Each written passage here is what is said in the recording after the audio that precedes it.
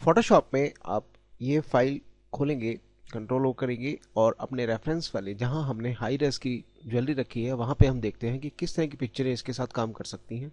ये white background पे है, सिंपल नेकलेस है, पेंडेंट की तरह है। अगर हमें कुछ कर्वी शेप में मिल जाए, यानी कि इस तरह की गोलाई लिए हुए, तो जैसे ये सारे नेकलेस हैं ये भी हम रख सकते हैं, इनमें से भी कोई अच्छा सा ले सकते हैं। ये भी है। यहाँ पे बस इतना ध्यान रखना है कि बैकग्राउंड हमें थोड़ी अलग मिल जाए। तो इन सब में अलग है, ये यूजफुल है। ये देखिए, ये बहुत ब्राइट और क्लियर है और कुछ फैंसी यानी गोल्ड एंड डायमंड का मिक्सअप भी है।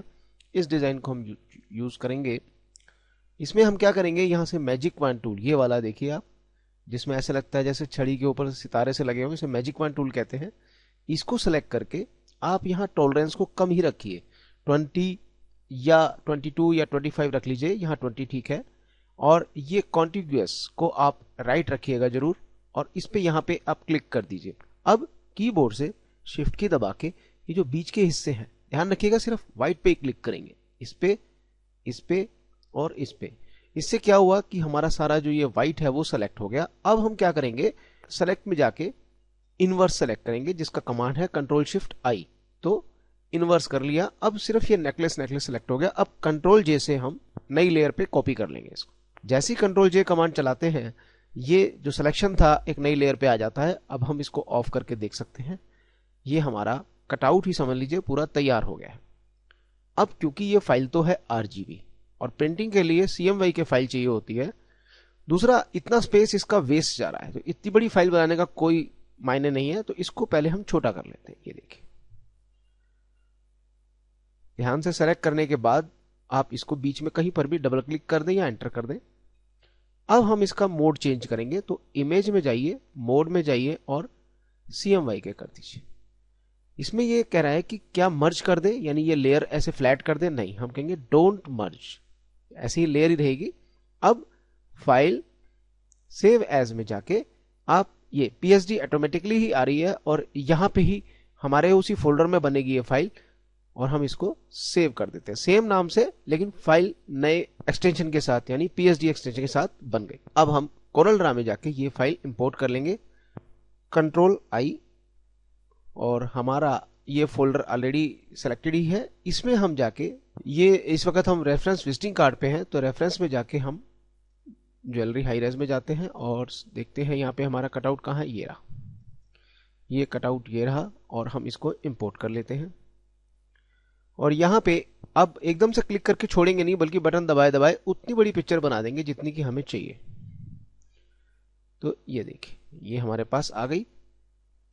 अब हम इसको जूम टूल से देख लेते हैं क्लोजअप करके, थोड़ा सा इसे और छोटा कर लेते हैं। आप चाहे तो इसे ऐसे यहां से इनर से भी ले सकते हैं, तो पिक्चर ज्यादा बड़ी नजर आएगी, और इसको हम थोड़ा और नीचे कर सकते हैं, लेकिन ऐसे रखेंगे तो बहुत अच्छा लगेगा, हमें स्पेस भी मिलेगा और डिजाइन का भी इफेक्ट रहेगा। अब हम इसको थोड़ी सी एक शेडो भी दे देते हैं।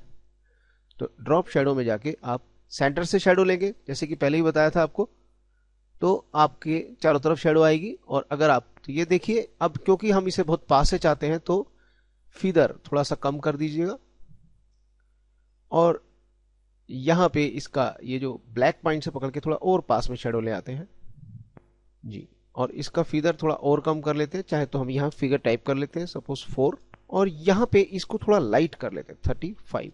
रियलिस्टिक शेडो के लिए क्रिएट करने के लिए आप इसका जो कलर है ब्लैक है, आप ऐसा ही ग्रीन डार्क अदर्स में जाके, यहाँ पे मॉडल्स में जाके ग्रीन कलर पे क्लिक करके और उसका डार्क वर्जन यहाँ पे क्लिक करते हैं और ओके करते हैं। तो ये देखिए, ये ग्रीन टाइप का कलर बन गया है और ये ज्यादा रियलिस्टिक लग रहा है। अब हम इसी का इस्तेमाल करेंगे। तो अब आपका ये डिजाइन पूरी तरह से तैयार है, लेकिन हमें अब इसके जो कलर हैं वो अकॉर्डिंग टू रेफरेंस बदलने हैं।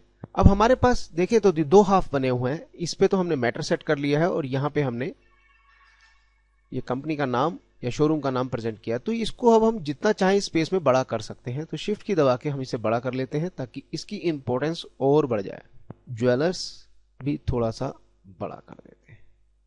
अब हम इस कलर का इस्तेमाल करेंगे और यहां से हम इसे ऐसे सेलेक्ट कर लेते हैं और इसमें फिल करना शुरू कर देते हैं। ध्यान रखिएगा आउटलाइन है, ये आउटलाइन का निशान है, अब फिल हो रहा है।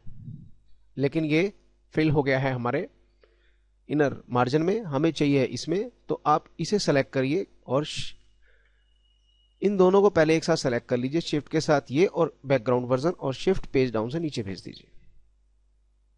अब ये जो कलर है हम इसको एक बार यहां पे ले आते हैं ताकि ये चीज हमें बार बार तंग ना करे, और CMYK के ऐड टू पैलेट, ये कलर हमारा यहां चला गया, ओके कर दीजिए। अब बहुत आसान हो जाएगा काम। आप इसको सेलेक्ट कीजिए, ये कलर हमने यहां डाल दिया।